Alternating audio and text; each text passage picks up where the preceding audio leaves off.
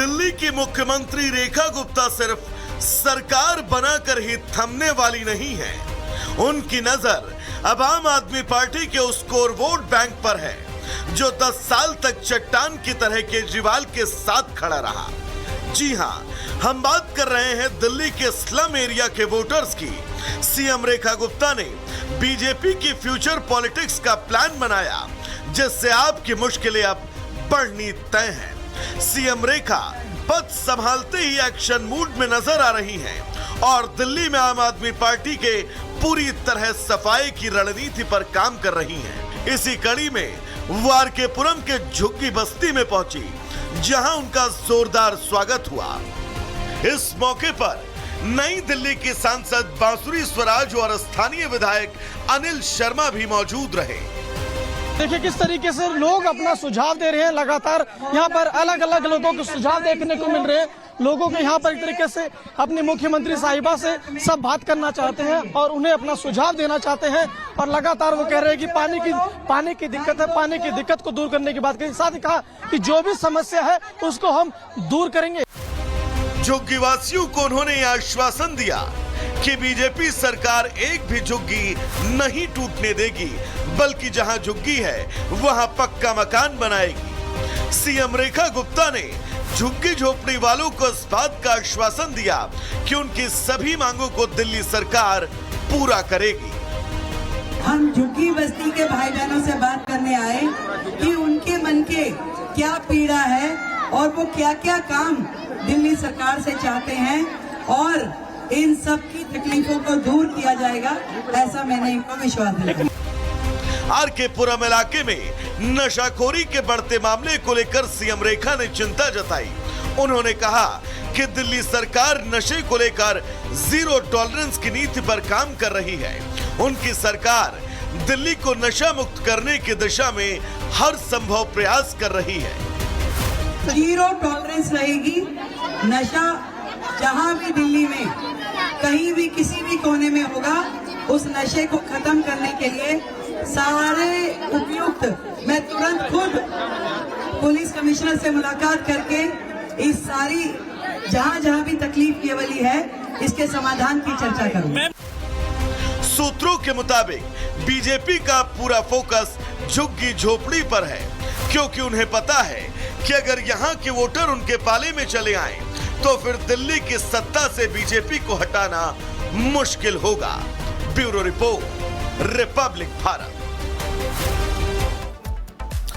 तो चलिए अब गुड मॉर्निंग भारत में आगे बढ़ेंगे और बात बाबा बागेश्वर के बिहार दौरे की करेंगे। दरअसल बाबा बागेश्वर इस वक्त बिहार में है और बिहार में बाबा बागेश्वर के पहुंचने के बीच अब वहां की सियासत जो है वो बाबा बागेश्वर के इर्द गिर्द ही घूम कर रह जा रही है, क्योंकि विपक्ष ये कह रहा है कि हिंदुओं के एकीकरण के लिए बाबा बागेश्वर सिर्फ बीजेपी का प्रचार करने आए हैं, तो वहीं बीजेपी का ये कहना है कि बाबा बागेश्वर का चुनावों से कुछ भी लेना देना नहीं है। रिपोर्ट आपको दिखाएंगे।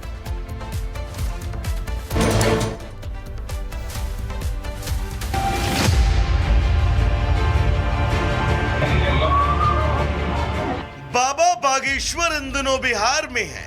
बिहार में साल के अंत में चुनाव है तो बाबा बागेश्वर को लेकर बिहार में सियासी उबाल भी है। कहते हैं राजनीति में संयोग भी कुछ नहीं होता बल्कि प्रयोग होता है और लक्ष्य सत्ता में आना या फिर बने रहना होता है। बिहार की राजनीति तो इसका बहुत बड़ा उदाहरण रहा है। यहां समय समय पर नए राजनीतिक समीकरण बनने बिगड़ने के अनेकों उदाहरण हैं। ऐसे में जब बिहार विधानसभा चुनाव के करीब 6 महीने शेष रह गए तो अभी से राजनीतिक सरगर्मी के साथ बिहार में अनेकों तरह की गहमा गहमी देखने को मिल रही है। एक और विधानसभा का बजट सत्र चल रहा है तो इसी बीच बिहार में हिंदुत्व के बड़े झंडा बरदार बाबा बागेश्वर के दौरे ने सियासी पारे को गर्म कर दिया। बाबा बागेश्वर बिहार से हिंदू राष्ट्र की हुंकार भर रहे हैं। पूर्ण रूप से हमारा मानना है कि हिंदू राष्ट्र की आवाज अगर कहीं से बुलंद होगी तो भारत में बिहार से होगी। अगर हिंदू राज्य बनाए जाएंगे, वो पहला राज्य अगर कोई होगा भारत का तो वो बिहार होगा। ये बाबर का नहीं, रघुवर का राष्ट्र है। बाबा बागेश्वर हनुमंत कथा और दिव्य दरबार का आयोजन कर रहे हैं। उनको सुनने के लिए लाखों की संख्या में लोग पहुंच रहे हैं और यही बात विपक्षी खेमे को बर्दाश्त नहीं हो रही। सियासत में टाइमिंग का बहुत महत्व है और विधानसभा चुनाव से पहले बिहार में बाबा बागेश्वर की एंट्री की टाइमिंग को लेकर भी अब सवाल उठ रहे हैं। विपक्ष इस बात से परेशान नजर आ रहा है। बाबा बागेश्वर की बिहार एंट्री विपक्ष को अब हजम नहीं हो रही। बाबा कौन बाबा, किस बाबा के बारे में बात कर रहे हैं? इसलिए और कोई बाबा आवा टावा आपको हम नहीं जानते हैं। ये पॉलिटिक्स है पूरे तरीके से।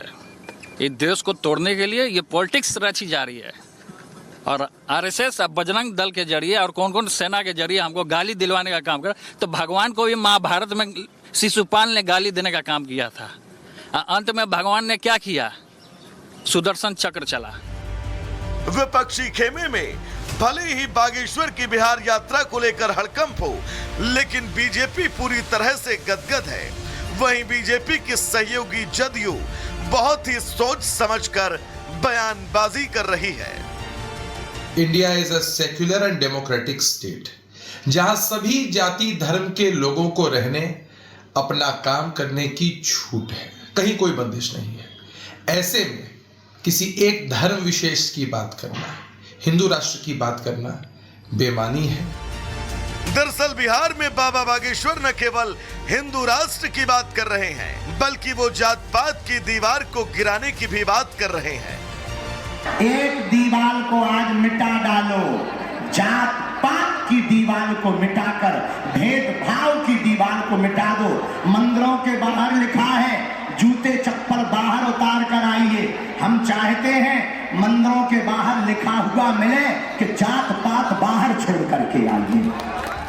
दरअसल बिहार में जाति की राजनीति हावी रहती है। ऐसे में विपक्ष को लगता है कि हिंदुओं के नाम पर अगर जातियां एकजुट हो जाती हैं, तो फिर विपक्ष को नुकसान होगा और इसका सीधा फायदा एनडीए को। बिहार का जातीय समीकरण विपक्ष की सियासत को सूट करता है। Bureau report, Republic Bharat. तो बाबा बागेश्वर इस वक्त बिहार में हैं और बिहार की सियासत किस तरह से बाबा बागेश्वर के इर्द गिर्द ही घूम रही है, यह आपने इस रिपोर्ट के जरिए देखा। लेकिन बाबा बागेश्वर से जब पूछा गया कि क्या वो पाकिस्तान में भी कथा करने के लिए तैयार हैं, इस सवाल के जवाब में बाबा बागेश्वर ने कहा कि अगर उन्हें पाकिस्तान से भी निमंत्रण मिलता है तो वहां पर भी वो कथा करने जाएंगे। रिपोर्ट आपको दिखाते हैं।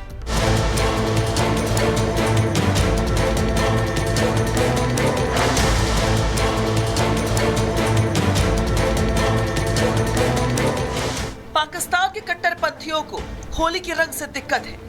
भारत में जहां सभी धर्मों को खुले तौर पर अपने त्योहारों को मनाने की इजाजत है, तो वहीं पाकिस्तानी हिंदू त्योहारों के खिलाफ जहर उगलते दिखाई देते हैं। मगर अब इन कट्टरपंथियों को जवाब देने के लिए बागेश्वर धाम के धीरेन्द्र शास्त्री ने हुंकार भर दी है।